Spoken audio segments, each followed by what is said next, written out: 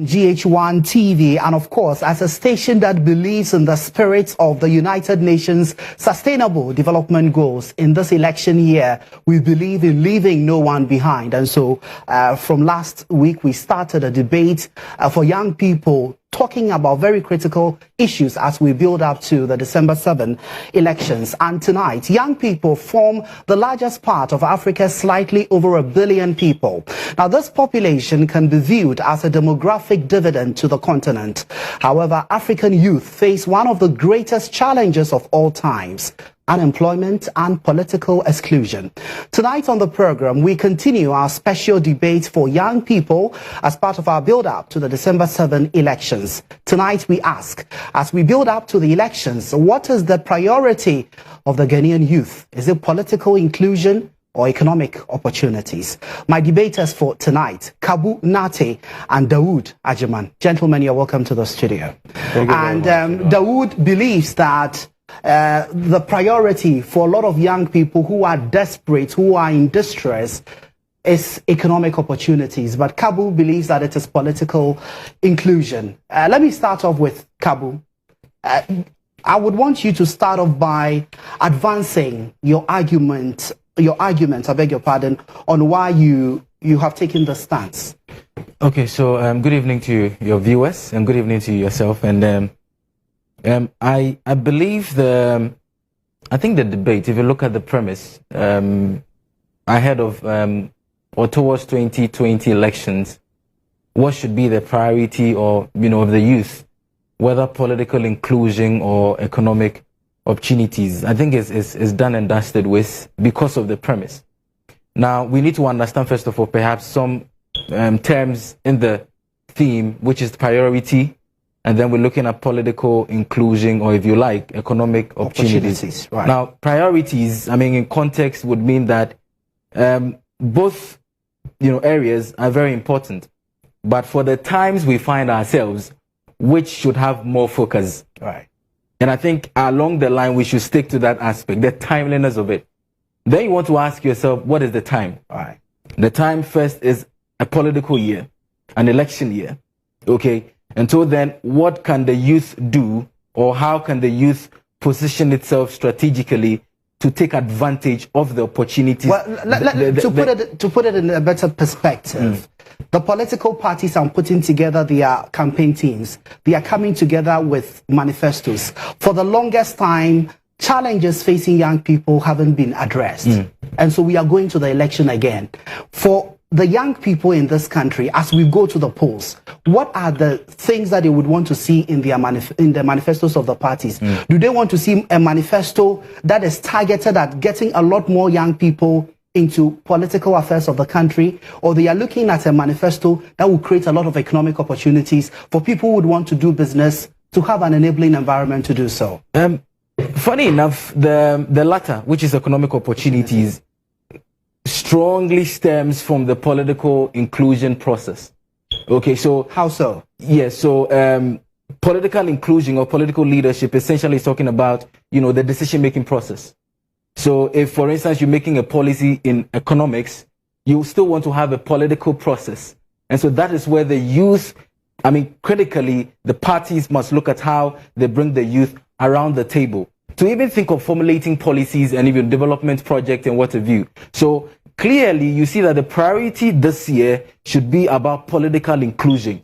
For instance, if you look at policy like free SHS policy, you want to ask yourself, was the youth involved in the process of coming out with that? If you look at the COVID-19 alleviation, economic alleviation project, are we targeting also the youth, who then should be a part of the process to distributing this? So if you look at the theme, you notice that at every point you look at it, political inclusion is highly favored. All right, so let me move to Dawood. So essentially what he's saying is that we can't say that we are formulating policies for young people without involving them. And so to start with, we need to have political inclusion before we even think about economic opportunities for young people. Well, I believe that the assertion that the youth priority in the coming elections is political inclusion is flawed, because in the past election, we saw a lot more improvements in the inclusion of young the people youth in parliament. But as to whether we can say that they've done any different than their predecessors. Well, that's an issue for another day.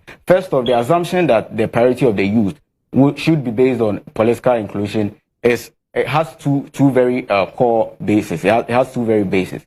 Firstly, the fact that the idea or the notion that you need to be in a place of authority, in order to be able to serve your country. Secondly, the fact that since they are youthful people, so they are more sensitive to the plight of the youth. Right. You get me? I feel like policies aren't built around people. Okay, policies are actionable by themselves, and then if there are policies, okay, that improves the youth's economic situation, it doesn't matter who is there. The policy itself will hold whoever is there accountable to action it or to act upon it. You get what I'm saying? Right. And then by any chance, if we do a quick survey, right, we will realize that a very appreciable amount or population of the youth is more entrepreneurship and they lean more towards the creative side and the entrepreneurship as opposed to the political side. And then in designing policies, you give priority to where most people are affected or where the most impact can be felt. I mean, Kabunati agrees with me that GIJ, which is both our alma maters, when they are organizing election, the number of people who even pick slots or pick up forms in order to file for are very little compared to if there should be an entrepreneurship forum or, I mean, a show or say, and a musical show. The people who are in line to perform. I mean, the numbers are just, the ratio is just.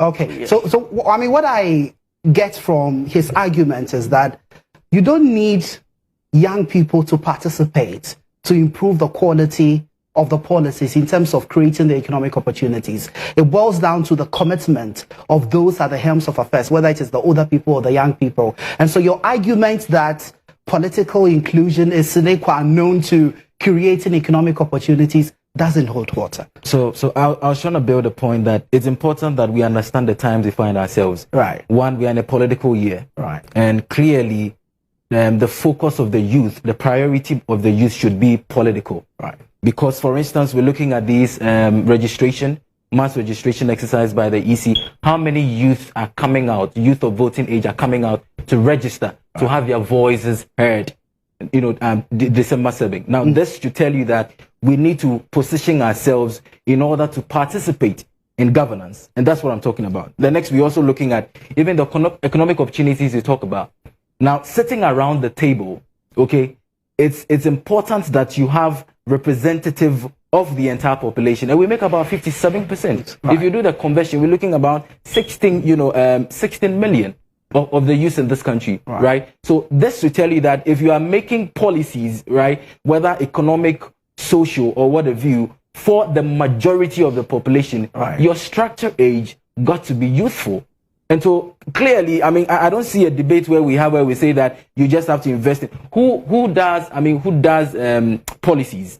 Who are the people responsible for policies? They are people, they are stakeholders. The youth is one, the students are others, workers, labor force, and what have you. And these individuals make up the inclusion process. Now, any document, believe you me, brought out by any political party which does not have a youthful angle to it, who constitute the majority of the population, are flawed. You know why? Again, also because when we go, you experience a particular political regime and you notice that their policies are not inherent to the benefit of the youth in terms of even listening to their voices, okay? That political party doesn't deserve to be in power because then it may be serving the minority because the majority are the youth. And if you don't have me around the table, how then are you able to, think for me and then be of my welfare? Okay. Very interesting argument. You agree? Well, yeah, you see, I believe that the very core mandate of every politician, whether young or old, should be servitude, all right? Well, we all know the election process through campaign and all of that. All right. I would like to rehash my initial point that you don't need to be in a position of authority in order to be able to serve your people where necessary. you get me? Because trust me, when there are campaigns and whatnot all over the place, they spend huge sums of money on campaigns and whatnot, whereby in other places where there are regulations that regulate the extent to which you can campaign or how much funds that you can invest in your campaign. This place, there's no such censorship. And so they pump a lot of money into their campaign. And so when they go there, one way or the other, subconsciously, they would want to they would want to cover up for that debt or whatsoever. You get me? So why not invest that money? If you are truly passionate about the youth, as you claim to be, why not invest that money in the youth? Okay, or create businesses or whatnot.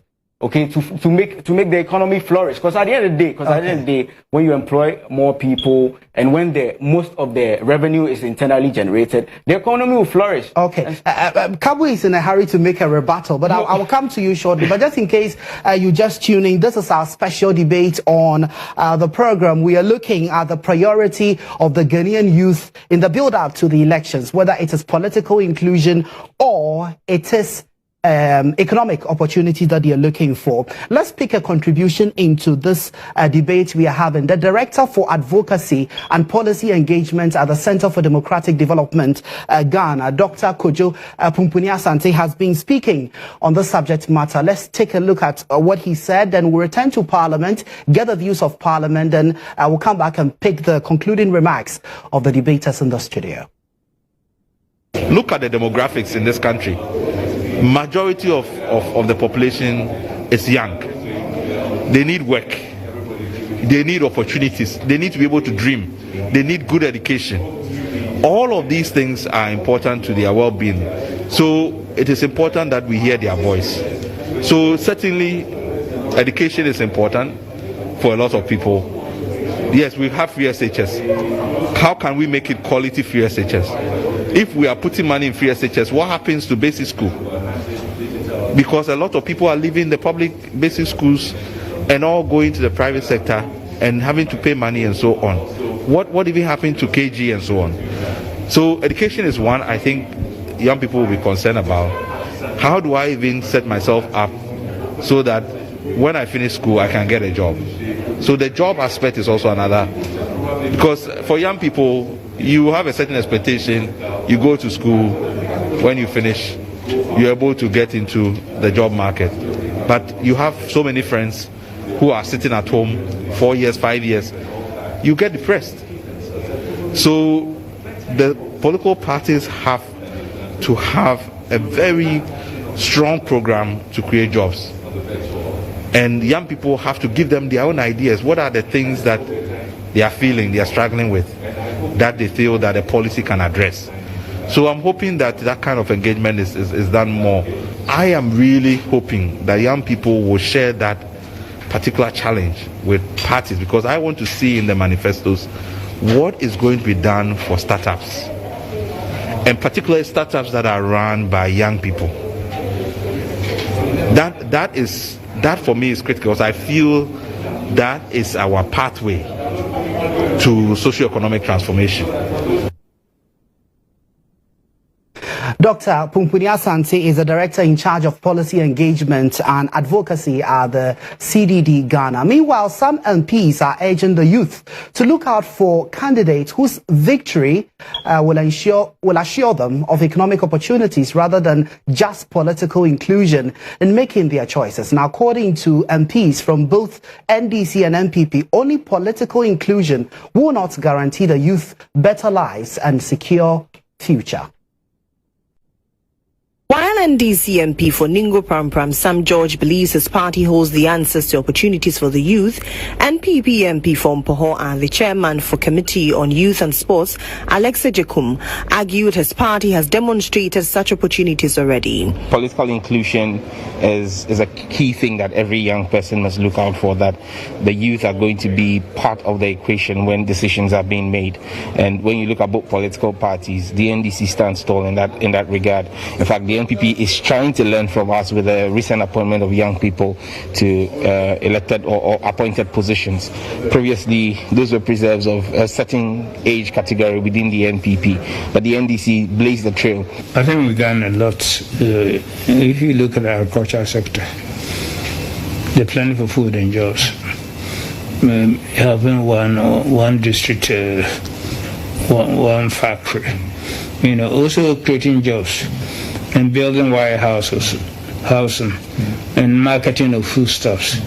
But in Suta Kwaman Biposu MP, Kwame Asafo-Adjei, the youth must rather look to entrepreneurship rather than depending on government for jobs. We want the youth to create their own jobs, entrepreneurship. Yeah, you can go into farming, vocational, because how much can government pay you?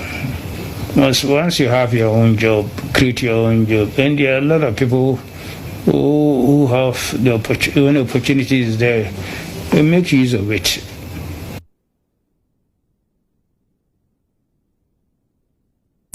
All right, so you heard from Parliament. I don't know what you think about this debate about the priority of the youth. Is it political inclusion or economic opportunities? Well, the ever looking beautiful Nana Obimpoin standing by to tell us what you've been saying on social media. Nana, over to you. Thank you so much, Ridwan.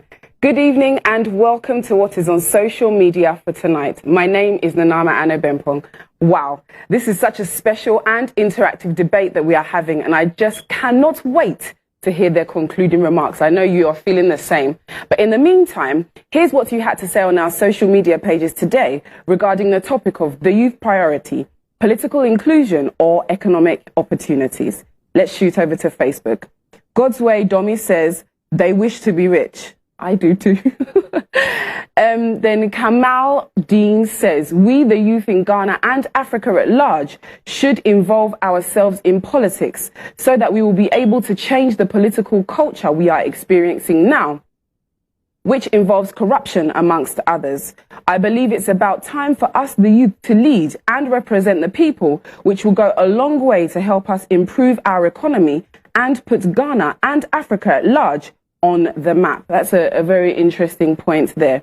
Abdul Rauf says, I wish to partake on this program one day. I think you'll have to maybe write into Ridwan and see what he has to say about that. And then Frighten says, when are you inviting me? I think also if you put your name forward, then maybe, possibly maybe, you may get a response. So that's all we have time for, because I don't want to take any more of your time for this ongoing debate. My name is Nanama Anna Bempong. Thank you so much for watching. Back to you, Ridwan.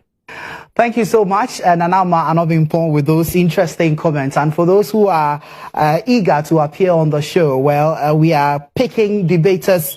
From across the country, and so you would want to get in touch, and we will feature you on the program. Let me go to my debaters in the studio. So we've heard from civil society, we've heard from Parliament, we've heard from Ghanaians who are watching you tonight.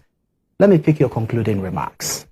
Whoops. I think seek ye first political inclusion, and then economic opportunities will be added onto you. And I mean, I heard some of the resource persons talk about the youth should be innovative to create jobs.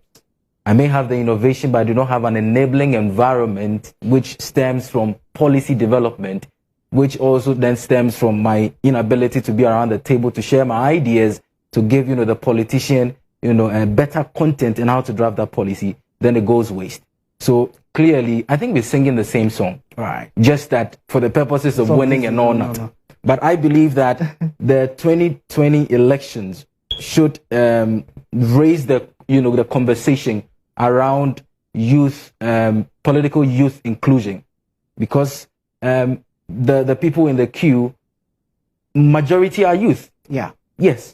And we're looking at the EC registering about 3 million or so? Over 3 million. Over 3 million voters. We want to ask ourselves, are the youth included in this process? So then that when we announce our president, we know that it was a youthful president, or this a president who was taken by the, the youth of this country, who constitute, by the way, the majority. When this is done, you realize that it will flow naturally because they participated in the process.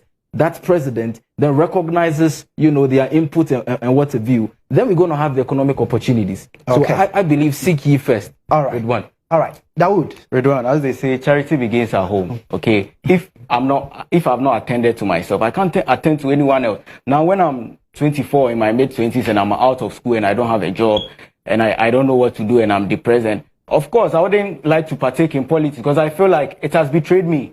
And so I wouldn't like to be included. But then when there are policies that sort to my need, nobody would have to rehash the fact that I need to, my impact is felt in a way, okay? People have lost hope because they feel like regardless whether they are there or not, their impact is not felt. It's just like, they'll still play to the tune of their puppet masters anyway. You get me? And also, political parties have their own ideologies, okay? And so in as much as maybe you might be someone of zeal who wants to be involved in the political process so that you can impact the youth or whatnot, your party's ideology reigns supreme.